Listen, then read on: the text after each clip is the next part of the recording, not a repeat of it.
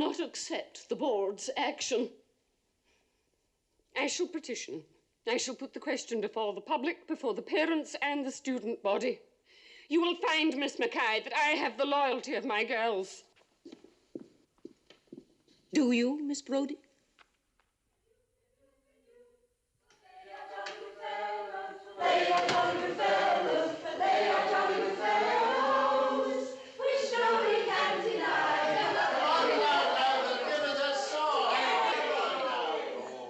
Why, Miss Brodie, aren't you coming to the common room? The common room?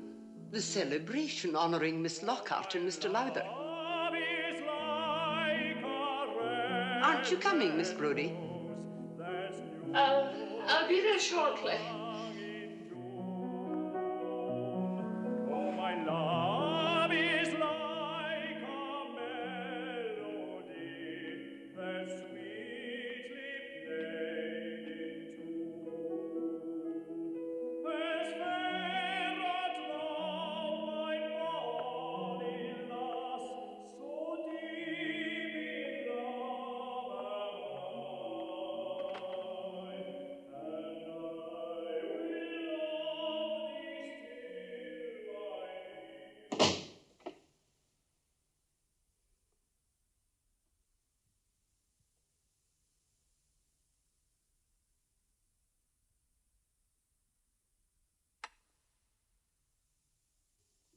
Sandy.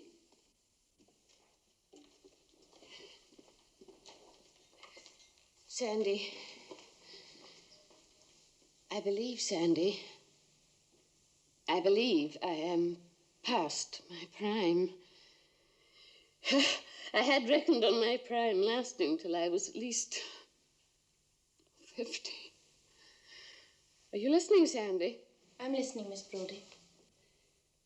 I have been dismissed from Marcia Blaine.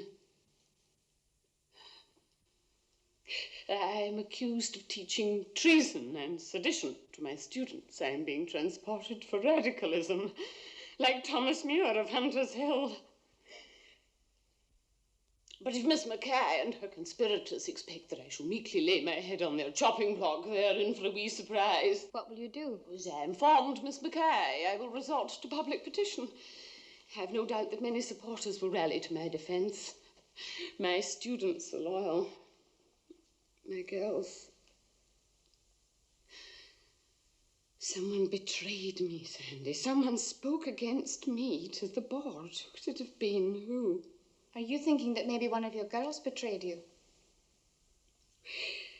I said to Miss Mackay, I have the loyalty of my girls, and she said, do you? I'll not believe it. I'll not believe it was one of my girls. Perhaps it's true. I thought possibly Monica. There's very little soul behind her. Monica is a loyal girl. I know. You all are, Monica and Jenny. Oh, not Jenny. She's like a part of myself. You, Sandy, as you see, you are exempt from all suspicion. You have had more of my confidence than anyone. You know more than anyone what I have sacrificed for my girls.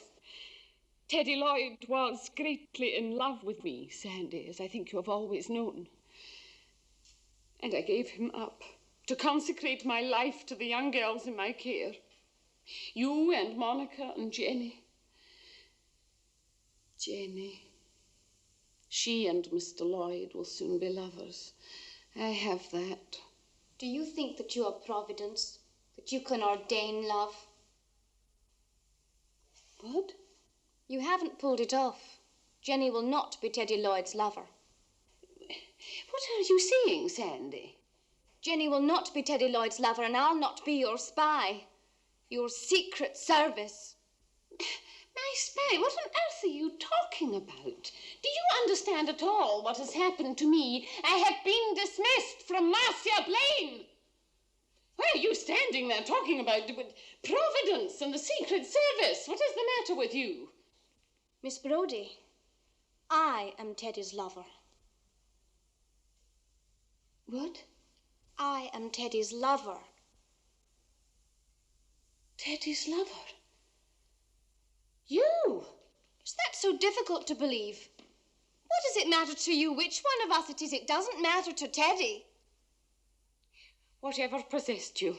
You know his religion. How could a girl with a mind of her own have to do with a man who can't think for himself? That doesn't seem to have bothered either of us, does it?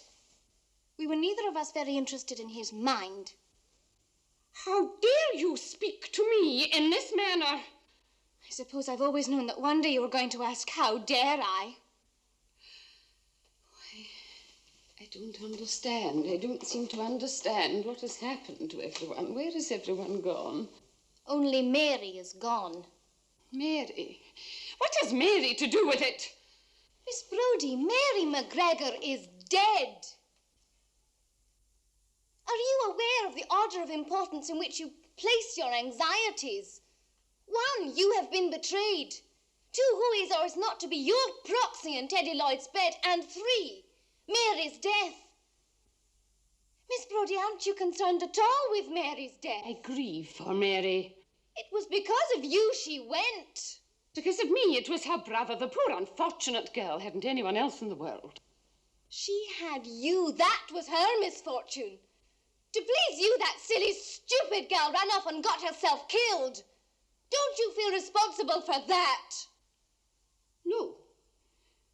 No, I feel responsible for giving her ideals. The ideals that sent her to Spain. I feel responsible for teaching her that service to a cause is a privilege.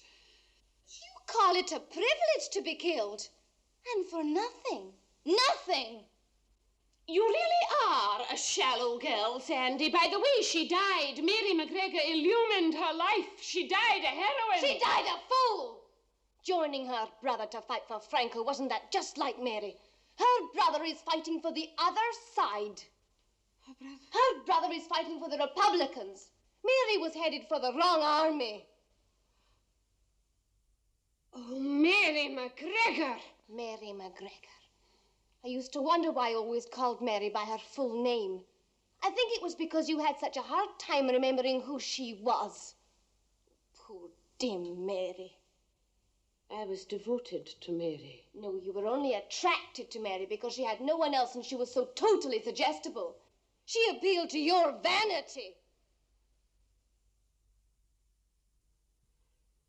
It was you who betrayed me. I didn't betray you. I simply put a stop to you.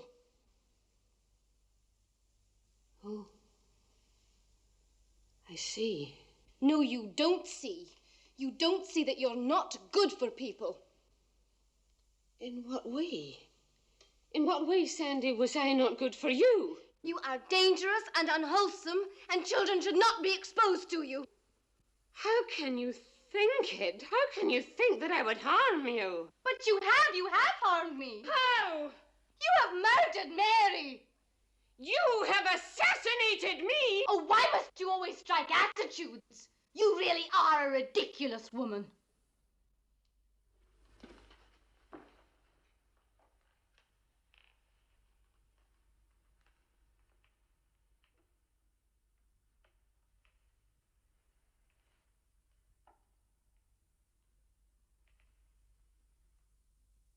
What will you do now? Do?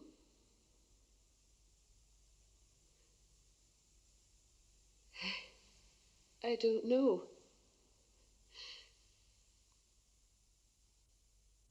But I am a descendant, do not forget, of Willie Brodie.